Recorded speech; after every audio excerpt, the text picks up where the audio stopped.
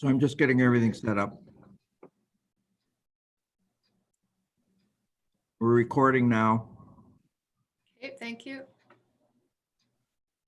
And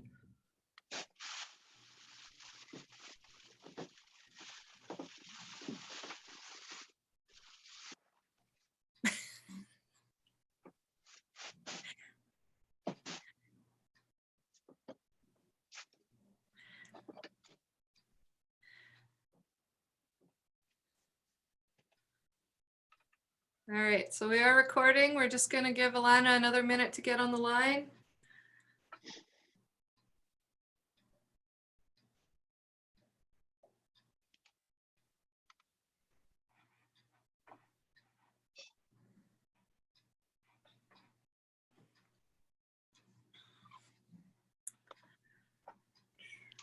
Grant, you're muted. Can you let us know if Alana comes on? yeah, I don't know why it unmuted, but she's not on yet. Okay, maybe we'll just go ahead. Is 7:02. We'll call the meeting to order. We do have some additions to the agenda this evening. Oh, Alana has now joined us as well. Well, Anna. Hi. Hi there. All right, so we're just called to order and do the agenda. We had the additions of item 10.5, the Protective Services Report, 10.6, the ECDev and Tourism Department Report, and 13.1, the in-camera item under CTV Act, Section 5.23, 3, C and D. So were there any other additions or changes to the agenda that anyone had? Seeing and hearing none, move on to delegations, presentations, or petitions. I'm unaware of any this evening. So we'll move on to public question period. I do not believe we received any submissions from the public. SEO Hood, can you confirm, please? I did not receive any. Okay, thank you.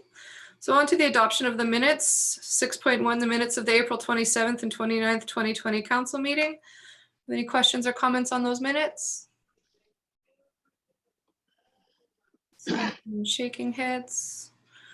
All right, we'll move on to the action items list. Any questions or comments on the action items list? I'm just scrolling down as we go here. So I'm seeing and hearing no comments. We'll move on to 8.1, new business, discussion of the 2020 annual property tax notices. SAO Hood, I will hand it over to you. Thank you, Mayor Kulikowski. This is just a quick note to update council. As you're aware, with the public health orders and stuff, it's very hard to get some meetings going. One of which is called the Board of Revision, where people have property tax when they get their assessment have 45 days to submit a complaint or to say that they want to appeal what their assessment is on their property, and they have to give reasons why. And then we hold a meeting where there are appointed members of the public and an appointed member from council who sits on the board, and then you have the person makes their case, so to speak, to the board, and then the assessors are also are in person at the meeting, who then give their reasons why the property is assessed at that point, or for the amount, and then the board makes a decision on how to proceed. Where this is important is that then once the board makes their decision, then we get what's called the final assessment roll from the GNWT, and from that we can start basing our budget for mill rates, et cetera, or it certainly helps. Unfortunately, due to the COVID with the public health order, we have unable to have the Board of Revision. We are working on ways to see how we can handle it, but normally we would do the Board of Revision, present get the final roll, do the final budget, present it to council, get it approved with the mill rating changes, whatever they may be, and then send out the assessments. And this typically takes till about the end of June. We have not been able to have the Board of Assessment or Board of Revision. We have to give 21 days notice prior to that. So what I'm proposing is that we will delay sending out the tax notices until the end of July. All this does is actually just delays the cash inflow. It does not say anything about, it doesn't change much other than just delays when we normally get our money from the taxes. Hay River, I don't know if you've noticed, I've done the same thing. And so I just wanted to give council an update that that's the what we're going to do. We're going to try and get the Board of Revision in. We are going to proceed with the budget as best we can so that we're prepared and we can make some final adjustments. There is one large item that is coming up to the Board of Revision that could have an impact of about $25,000 to $30,000 on our taxes, depending on which way the board goes. So we would want to hold back. If it was just minor ones, then it would be a little different. But for now, so I'm just updating council. What normally would go out to the end of June is right now we're scheduling to try and do it to the end of July. And that's about it, unless somebody has any questions. Is it possible to do it using Zoom somehow? Well, Clarence, that's a good question. What I've done is I'm going to get in contact with the assessment people in Yellowknife to see if that is something that they could do. Well, we could certainly do it with the assessor. And I was thinking to put a notice out, have people give you a call, and you could send them an invitation and maybe do it that way. That's correct. I mean, we're looking, I have to talk to the Board of Revision to see if they're willing to do it that, or to the assessors to see if they are willing to do it that way. And that it's just, the people that have been involved, the higher ups in Yellowknife have been a little tied up in MACA, right? And that, but they're freeing up a little bit now. So my intention is to get in contact with them this week and get this going as soon as possible. Again, we have to give the 21 days notice anyways. So we will, we're going to try and speed it up as fast as we can. Were there any other questions for Grant? I would just wonder, based on Councillor Wood's suggestion, if the person who's disputing the assessment does not want to participate in that format, would that cause a problem? Or basically you say, this is it? I believe if they don't show up to the meeting, then it's assumed that they've given up their right for the to appeal. Clarence, you sat on these number of these boards, so you could correct me on that. No, you're right. But I'm just thinking in hindsight, some people don't have a computer. So it might be an issue. I'm not sure. There is one elderly gentleman that has expressed concern about the property, and I'm not too sure. He's 92 years old, so I'm not too sure how easily we could accommodate that. He doesn't live in the territory as well, so. So he wouldn't be appearing in person in any event. Probably not. I will talk to the people in Yellowknife and just to confirm it. But I just want to give everybody a heads up that this is probably the way we're going to go right now, because we have to give that 21 days. That takes us pretty well to the end of May and almost the middle of June. And then by the time the Board of Revision finishes, gets us the assessment roll, it's to get to the end of June, I think is pushing the time limit. And it has been done before as them going out a bit later. It doesn't affect the amount of taxes we collect. It just affects maybe the timing of when we collect the taxes.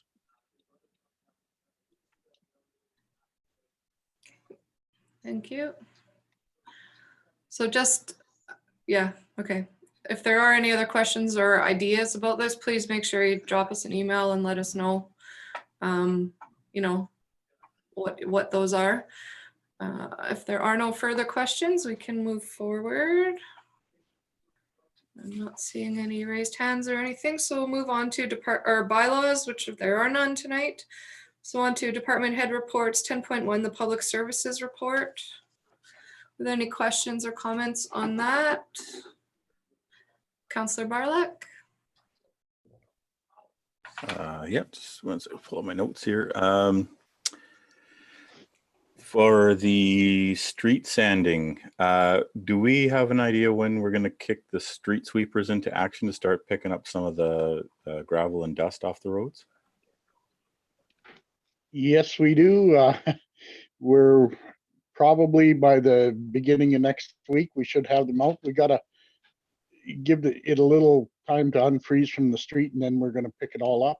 But we're going to go out with 2 street sweepers and a steer skid this year. So. All right. I had one quick follow-up, not a question. It's just basically giving a shout out to the crews steaming out the culverts, because I've seen them out in action all over and decreasing the large puddles all over town. And I guess you picked up a contractor to help as well. It looks like there's another pump truck or a vac truck that's also out doing some of the same work. Or is that us hired them? Actually, today I had 4 steam crews out, our own. I had 1 from Rockies, I had 1 from Plum Crazy, and I have 1 from Northwind. Okay. All of them working. So. All right, yeah, I've seen some of those vac trucks out. So good job. The streets are drying up pretty quickly once they get in there. So just wanted to commend them on their good work to dry us out as soon as possible. I will pass it along to them.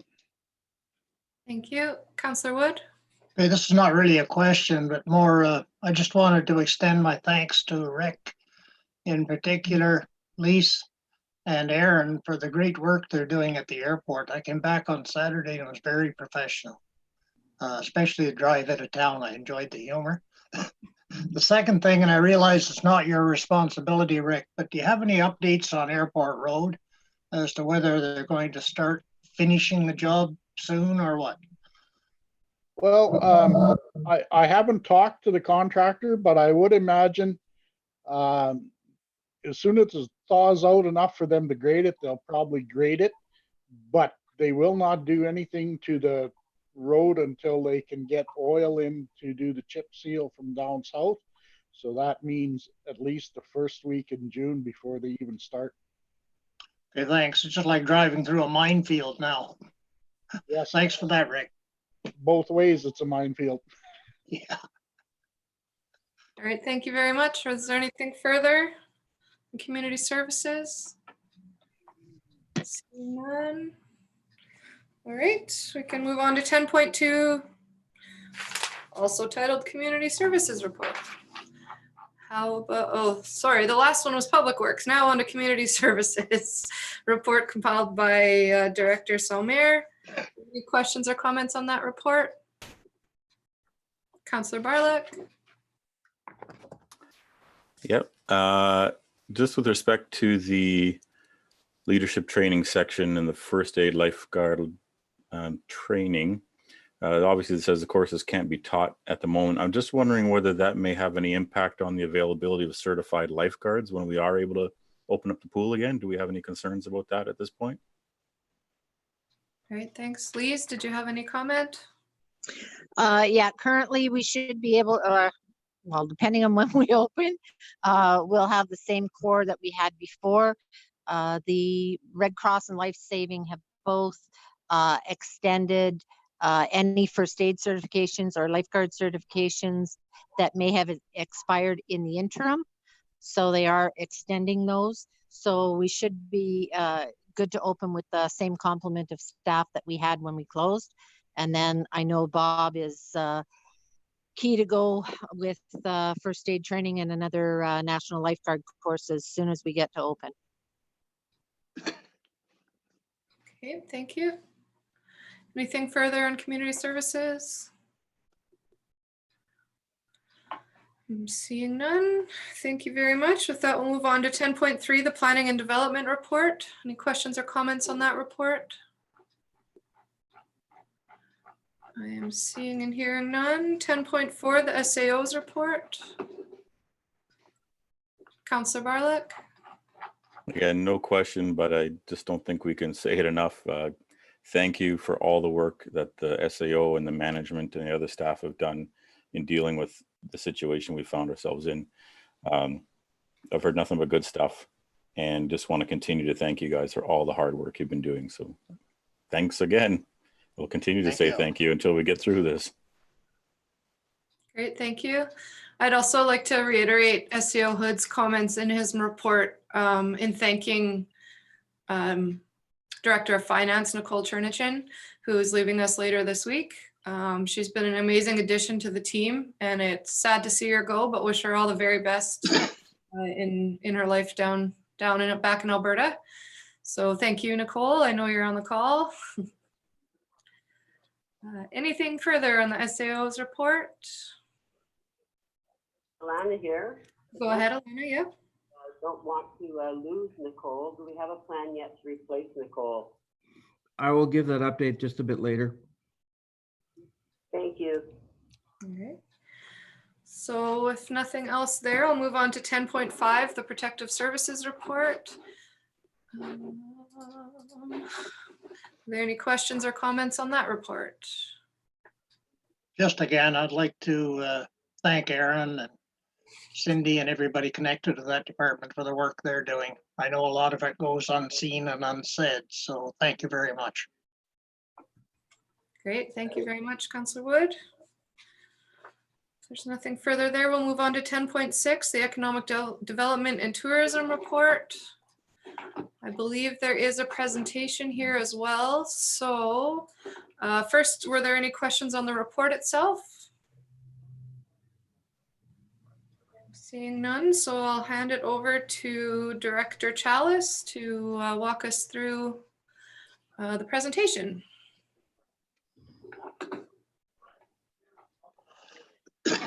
Sure, I know it got sent out. Can everyone hear okay? So apologies, it didn't get sent out until a little bit later this afternoon or this evening. So understandably, if people haven't had a chance to read or digest it, what I'll do is maybe just go through each section, and then after the end of each section, I could answer questions if there's any, or would you like me to wait, just present it all and then go to the end? What's the preference of Mayor and Council? Maybe we'll just pause after each section and can have questions then. Sure. Actually, while she's got the presentation on screen, I can't access my little notes that I put in there to ask a couple. So maybe at the end, because then I can get back to my little notes in the presentation file. Okay. Sorry, I'm also getting feedback from someone who's not muted. I'm not sure if it's coming from somebody, but if it's possible to mute yourself if you're not talking, it would be helpful, because I'm getting a weird squeal. Okay, I think Grant, you can actually mute all of us, and then we'll just have to unmute to speak. Yeah, I don't hear anything. Yeah, I don't have anything here, but I'll see what I can do. I may have to minimize, so hold on. Okay.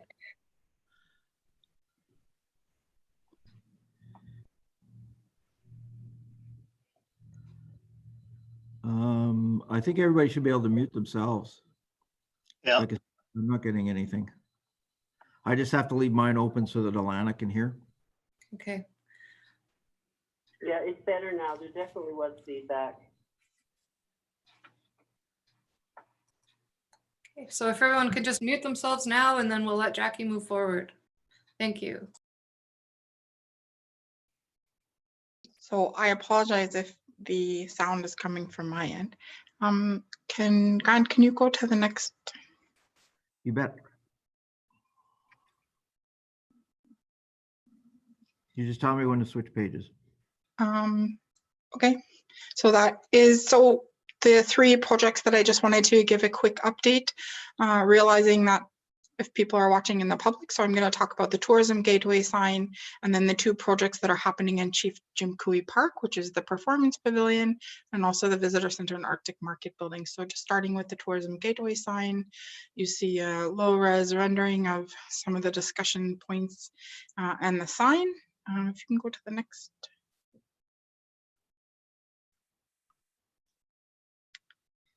We approved the final design, as has been discussed. The tender is being prepared. Next.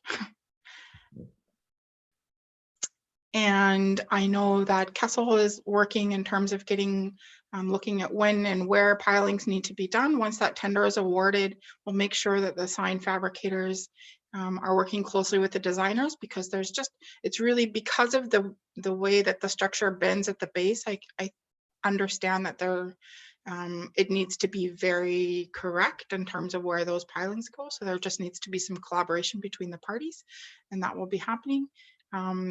Just prior to fabrication, we, of course, even though we've approved the design through our designers, we'll also get the design proofs back from the fabricators before it goes to creation. And then this last point here, there's some details there that I can certainly share through Grant, maybe not in this forum in terms of where some of these considerations may be, but just noting that we're just coming out of season in terms of ideal time for pilings. Really, they should go in when it's cold and the ground is still frozen.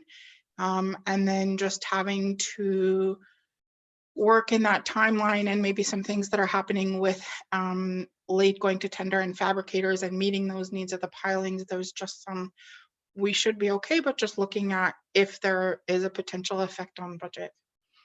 And I think that's the last, so that would be the last of the tourism gateway sign. We've had quite a bit of discussion on that particular project, but certainly willing to answer any questions that I can if Mayor or Council has any at this point.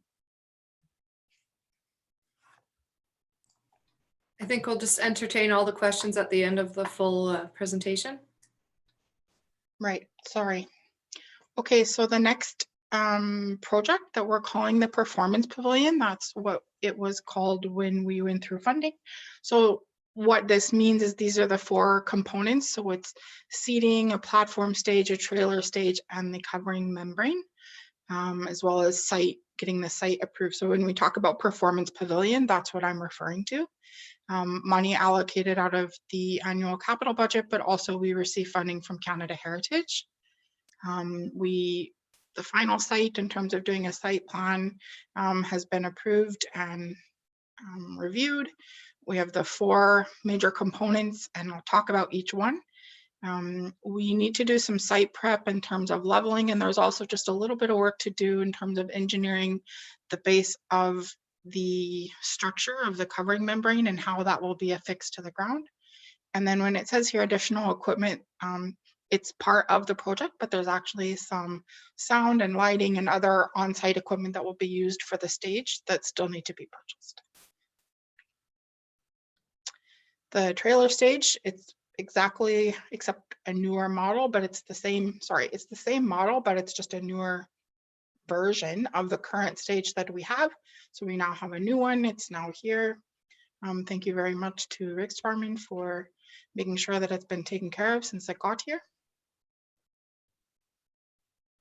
The platform stage, this I know is a low resolution and it isn't a complete, but this is the best I could do in terms of coming up for you right now with a rendering of what that platform stage is going to look like. It's already been purchased. It's currently being shipped and we'll be awaiting with our shipping partner in Edmonton. And then when the highway opens, it will come up, and it comes up on a flatbed in quite a few pieces. The bleachers also have been purchased. They're currently being manufactured. So we have 3 sets of these. What I was trying to illustrate in this picture is that each of them, they all have accessibility ramps, and then there's also places for mobility places or people that have wheelchairs or other accommodations like a baby stroller, other things that need to come on. So really excited about these bleachers. I think you can also see that they are quite a bit above ground compared to our other ones. So that's exciting. And same thing, they'll be shipped to our partner, shipping partner in Edmonton, and they will come up when the highway opens. And the last piece, this is the piece with sort of the most in terms of technical. The other ones are quite straightforward. This one, we've done the purchasing agreement. We've set out the payment terms, just meaning that we're not paying everything up front. And there's a little, we've talked with our director of finance and we figured out what that is. The final structure design has been approved. It's seen, our engineers have seen it. It's gone to the fire marshal. Everything has come back. We are adding a bit of artwork and creative elements to the membrane piece, and I can talk about that in a little bit, but they will be the same as what is on the gateway sign. Then now the pieces are being, as you'll see in a little bit in the drawing, but there's the major beam pieces that are being engineered and manufactured, and then also the membrane covering, and they will be same thing, transported on a flatbed and brought up when in time, but they won't be here probably till July or August, but most likely in July.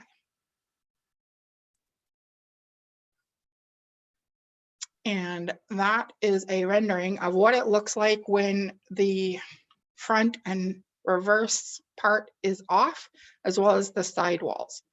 So the intent, operationally, we'll talk about what works best, but the intent is that this is what we would see, and this is how the structure would be, say from end of May or beginning of June through till the middle of September. And then when that comes, we would actually put, and it becomes a completely enclosed structure with locking doors.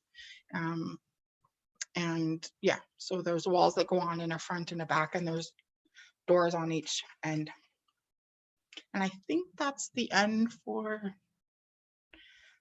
the performance. Is there questions regarding any of those 4 pieces for that?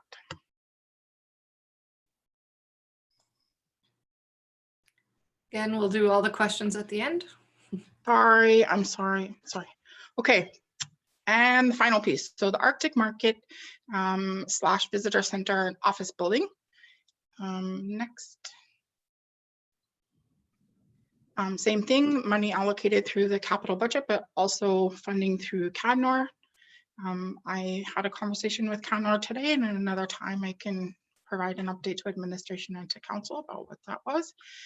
Status update. So same thing, we have received a final design concept from architects. These aren't the blueprints, but this is the final design concept. And there's obviously lots of things to prepare the site or to prepare a building going in there, connection to the utilidor, pilings, electrical, a little bit more substantial in terms of the work to be done. We also have some important decisions to make because of budget, because of scope, and also finalizing a few of the design elements. And we right now are just in the process of receiving some quotes for cost of construction. So just to point on that final bullet there, as you may remember, our architects had come to council, and the overall project, the intent was to use the trades program at the college. As we know, as a result of COVID, that program is no longer taking place, so we do have a bit of a gap in terms of providing that labor under that price original structure.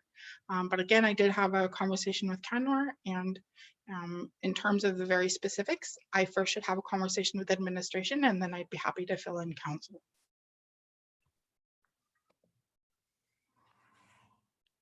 And just on this final, this is what we have received. You can see some of the internal pieces of the building and their external rendering. I can certainly answer questions because this probably doesn't give people a good picture of what it is that they have provided here, and I can maybe address if there's specific questions at the end. And I believe, oh no, sorry. So I have one other section, and these are just some sort of overarching themes. Is just to rethink that we need to figure out before we can do any of the site work, that current stage needs to be demolished or taken apart. And then the community kiosk, that kiosk may have uses to other groups. We also have to look at structurally if it's able to be used again. But one of the key things I know in the community is that beautiful mural is on the side of it. We knew when we painted the mural that that building would be, it would be temporary. The group knew that, that was very clear, but of course, if we can, we'd love to save it. So there's maybe some creativity of people thinking about that. Something for council to think about as well is obviously once construction begins, we would need to limit any kind of things or events happening in the park, although right now in COVID times that it may be easier to do that than it would be normally. So it may actually be the ideal time to get some of this work done, so that we are up and ready for next year and next summer. So I'd be happy to take advantage of this time. And then finally, this is just a suggestion that these are really major projects with a lot of moving parts, and it would be great if there was a bit of a working group, and this is just a suggestion. Again, administration would need to approve, as would council, but a bit of a working group that's just providing some oversight of some of these, or if we already have that in terms of the Public Works Committee, getting that group to take on some of these elements, because there is some significant, and the things are moving fast, and it would be just great to have feedback and oversight and another set of eyes on this. So I will mute my mic and open to questions. Thanks, Jackie. So maybe we'll just start with Councillor Barlock, since we already know he has notes. And then was there anyone else that wanted to speak after him? Councillor Wood. And of course, if there's more after that, you can go, we'll get you in there. So Steve, go ahead. Great, thank you. First note I had here, just on page 9 in the slide presentation file sent, just with respect to the performance pavilion. Perhaps if Jackie could remind me again, what size of a stage are we getting? Is it the same as or slightly larger than the one we have now? And what material is it being made out of in this case? Hi, okay, so I don't have the page in front of me, but I think you're referring to the platform stage. Yes. So I believe it's 36 by 36, which is a bit larger than what we have now. I can provide what that exact number is, but I think that's what the size is. And it is just like in that photo, so it's what they call a space frame, or a base frame, and then it has tile size I believe they're 4 by 4 pieces that it comes together. So it's going to come together in a bunch of flats and trolleys, and then it's pieced together. So actually you could make a smaller square or a larger square, but we have a set amount to make, I think, that largest size. Right. Did that answer your question? Well, just the material for the surface of the stage itself, is this like a plastic composite or something? It's not going to be out of plywood again. I'm assuming it's going to be something a little more weather resistant, we'll say.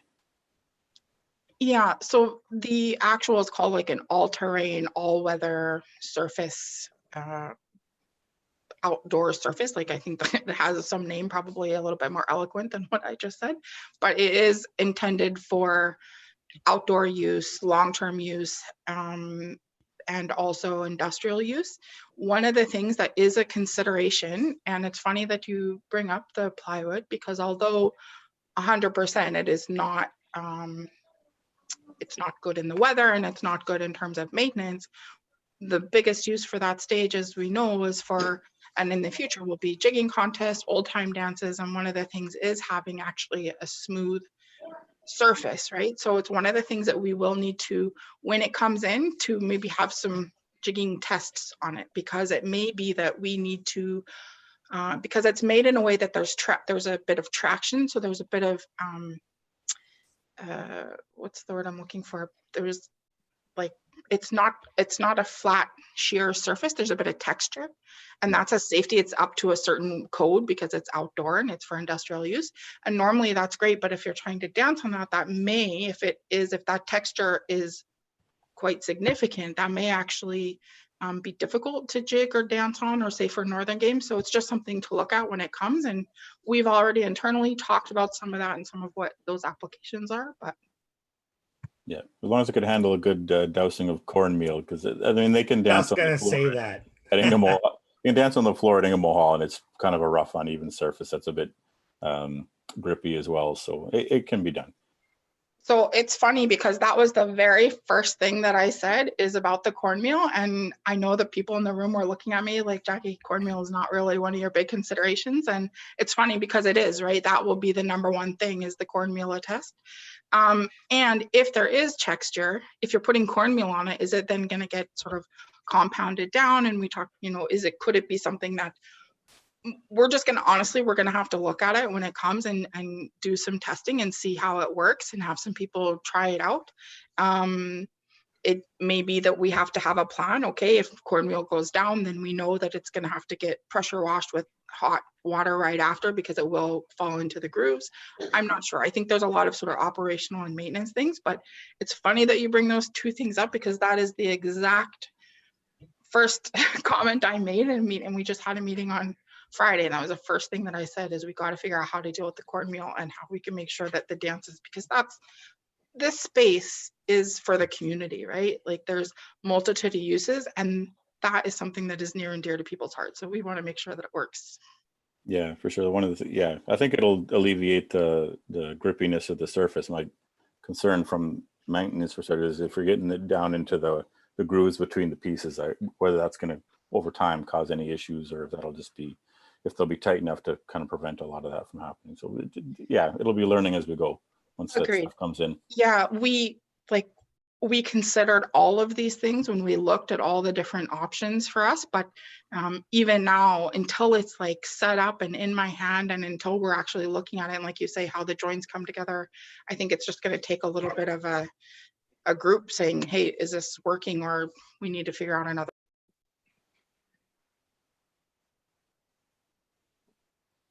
Oh, maybe someone was done with my question because someone muted me, but that's okay. Is there any other questions? Councillor Wood? Yeah, Jackie, when I look at it, the membrane just reminds me of a gigantic sail.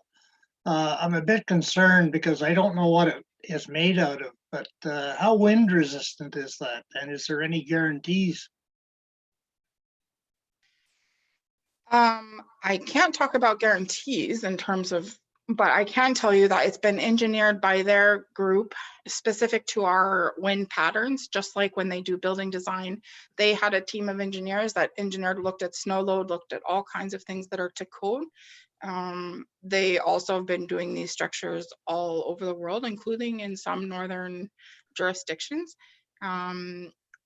We looked at it too, as did our own engineers. Midway has something very similar. It's not the same, but it's very similar. And theirs has been, So is the intent for it to be left up all year round, or? Yes. Okay, I've seen other structures supposedly built for the north that weren't that great, but hopefully this one will be. I'll trust your judgment. Thank you.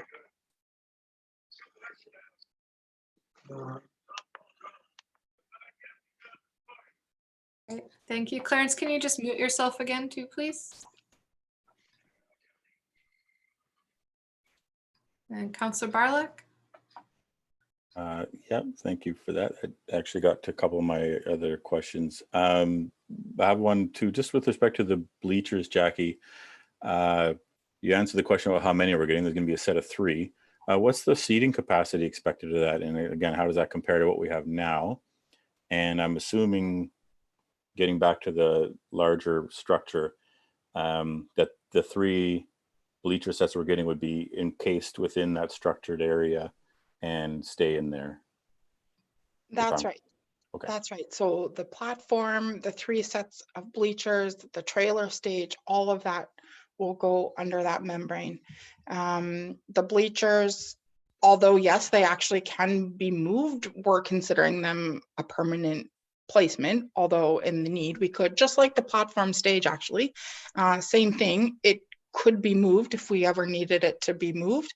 The one thing that will be permanent, because we're going to have to affix it to the ground in some small cement blocks, and that's something that Kessel is working on, but is the membrane, not the membrane itself, but the actual ribs or the metal, I don't know what you call them, but the metal ribs that come down, those will need to be affixed to the ground. So that will be a permanent structure. In terms of capacity, it's 90 person per set of those bleachers, and that is more than what we have now.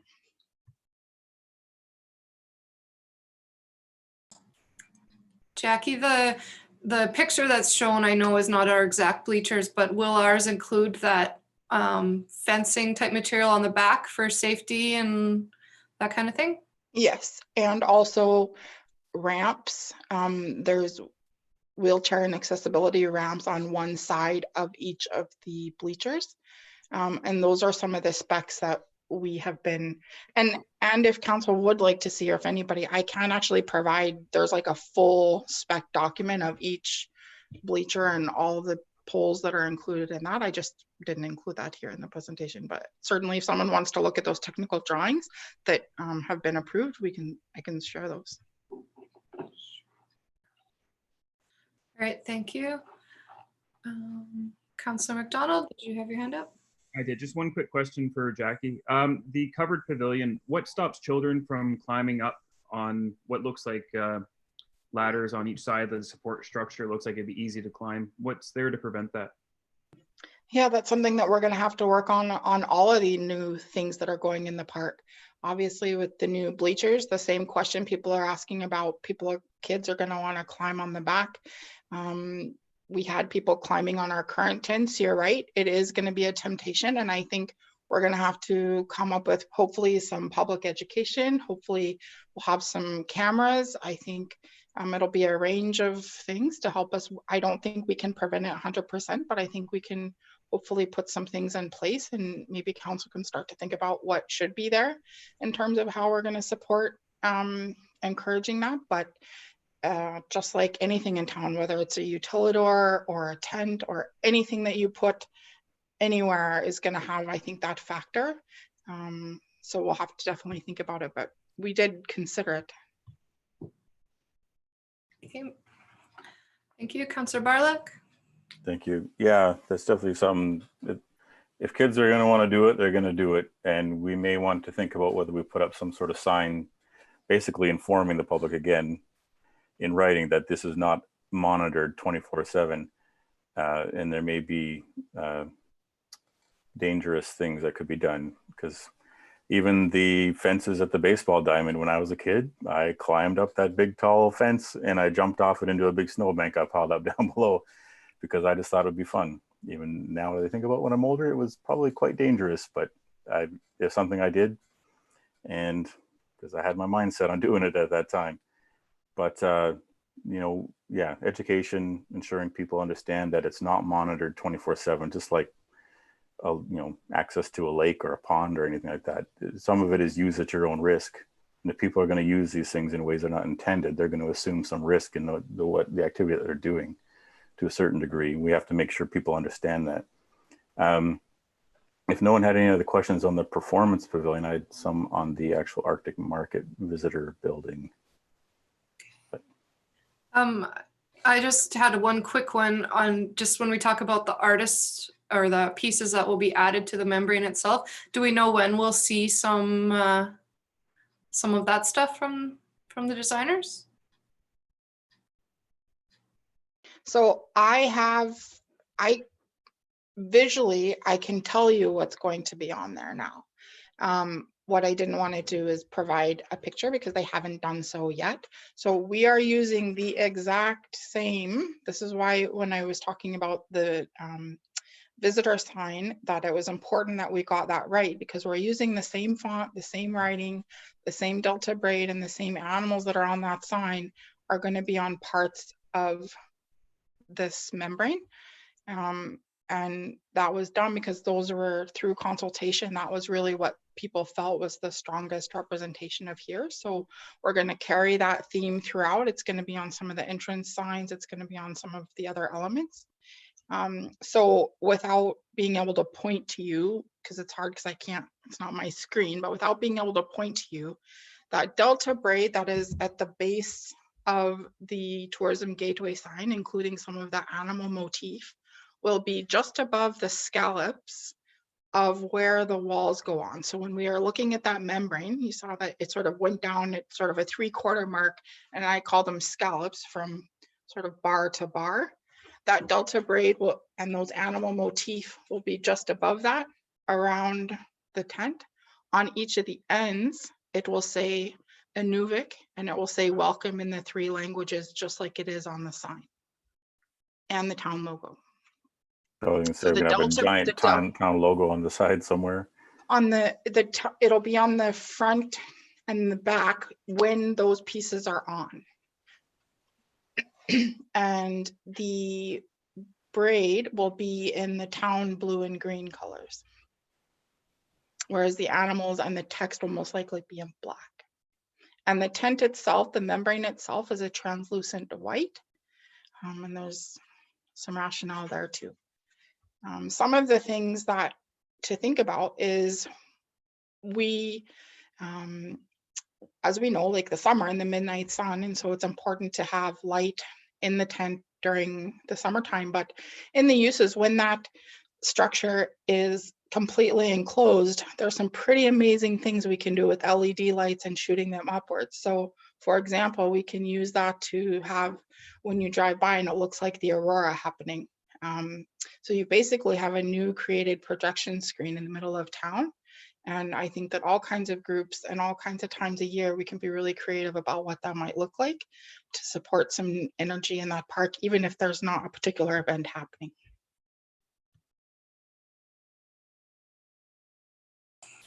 All right, thank you. Were there any further questions at this time? It's on about the Arctic Market Oh, building. right, okay. Councillor Salaki can go before me. No, you're good. All Go right, ahead, Councillor Wallach. go ahead, Steve. Thanks, Ray. Just with respect to the building, I saw that obviously in the market section it had a bunch of the open door areas, but I'm assuming those also will have the ability to close should you need to enclose the building and for winter time and stuff. Yeah, so this is the area that I think we need some more finalization and some more work. What right now is being proposed, and you can see it, well, you can't unless you look, it's very tiny, so I can't imagine that you see, but what right now is being proposed by the design team is that they are canvas roll down walls that are being pulled down between each of those V's that would then enclose the space.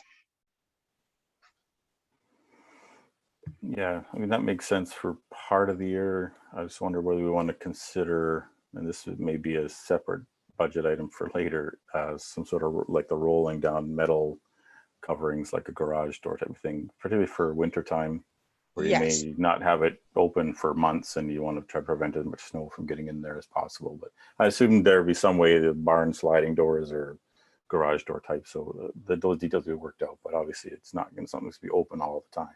Well, I 100% agree with you, Councillor Barlick, on this, and was actually anticipating that that was what we were going to see, is either large barn doors that go, say, left to right, being moved on casters in some sort of fashion. Obviously, they need to be industrial and be able to be moved if ice gets in there and whatever, but or like you say, roll down doors. That is not what we received back, and that's why I said, and again, maybe in an offline or a public works committee, I'd love to go into some of the details about where some of these final design decisions and pieces need to be made to really make sure that that space meets the needs.